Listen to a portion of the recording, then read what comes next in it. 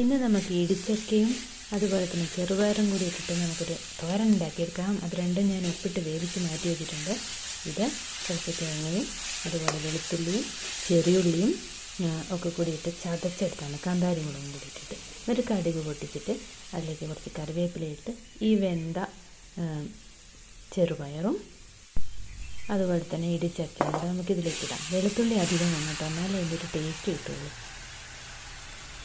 എന്നിട്ട് ഇത് രണ്ടും കൂടെ നല്ലപോലെ ഒന്ന് റെഡിയാക്കി വെച്ച് കഴിഞ്ഞാൽ നമുക്ക് ഈ സീസണിലല്ലേ ഇടിച്ചക്ക കിട്ടുള്ളൂ. അപ്പോൾ എനിക്കും ആദ്യമായിട്ടാണ് ഇന്ന് ഇത്തവണ കിട്ടിയത്. ഇതെല്ലാം നല്ലപോലെ ഒന്ന് മിക്സ് ചെയ്ത് കൂട്ടി വെച്ച് ഇറക്കാൻ നേരത്തെ ഒരു തുള്ളി വെളിച്ചെണ്ണ കൂടി ഒറ്റിച്ചാൽ നല്ല ടേസ്റ്റുള്ളൊരു ഇടിച്ചക്ക തോരൻ കിട്ടും. അപ്പം എല്ലാവരും ചെയ്യുന്നതൊക്കെയാണ്, എന്നാലും ഞാൻ കാണിച്ചെന്നേ ഉള്ളൂ. അപ്പം അതിൻ്റെ കൂടെ ഇന്നലത്തെ കുറച്ച് മത്തി വറ്റിച്ച മീൻകറി ഉണ്ടായിരുന്നു, അതും കൂടിയാണ്. Thank you.